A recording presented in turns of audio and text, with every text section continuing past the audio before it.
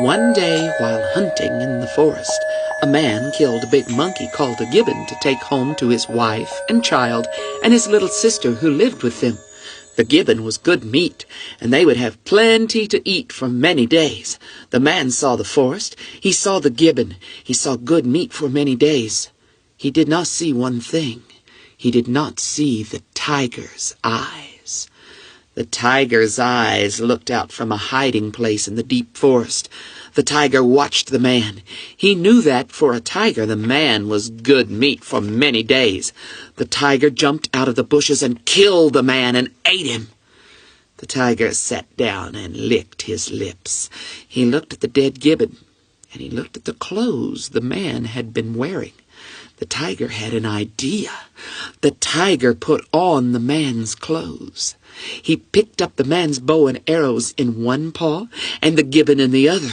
He stood up on his back legs and said, "Now I am a man." He walked back to the man's village and went into the house that smelled like the man he had eaten. He greeted the man's wife and said, "I am your husband." "Oh," said the foolish wife, "I see you got a monkey."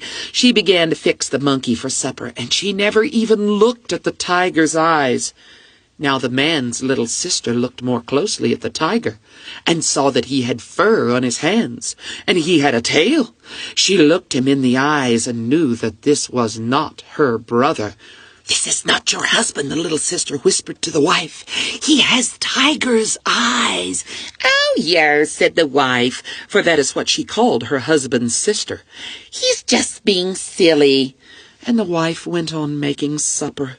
The tiger's wife cut the gibbon into 4 pieces, one for the tiger she thought was her husband, one for their little son, one for herself, and one for Yer, the little sister. The tiger picked up his piece of meat and ate it raw. "This is not your husband," Yer whispered to the foolish wife. "He eats like a tiger." "Oh, he's just being silly," said the tiger's wife, and she went on making supper. Crunch, crunch, crunch went the bones of the gibbon as the tiger chewed them up. After supper, everyone went to bed. The tiger and his wife slept on a mat by the cooking fire. The little son slept on a mat by the door. Yer climbed up to the storage floor above the main room of the house and slept on a mat where the peppers were hanging to dry. Down below in the darkness, the tiger ate the foolish wife. Crunch, crunch, crunch went the bones as the tiger chewed them up. Yer got off her mat and listened from the top step of the ladder. Down below in the darkness, the tiger ate the foolish wife's son. Crunch, crunch, crunch went the bones as the tiger chewed them up.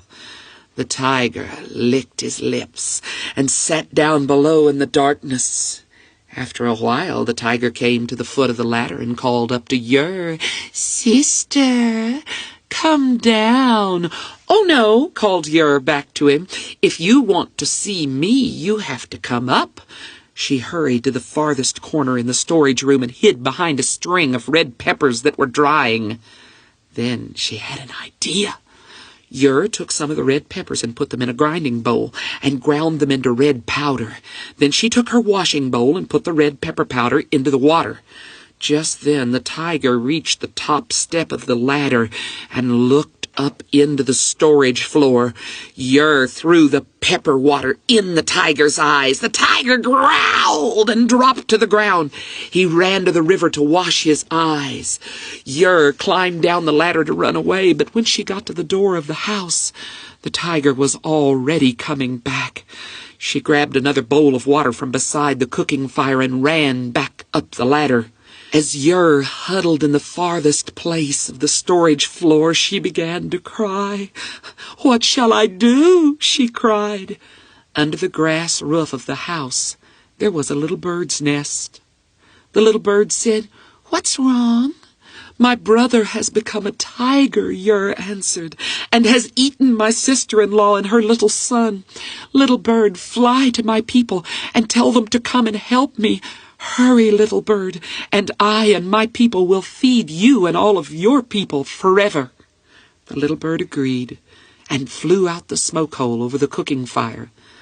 The tiger came into the house and paced in a circle around the foot of the ladder.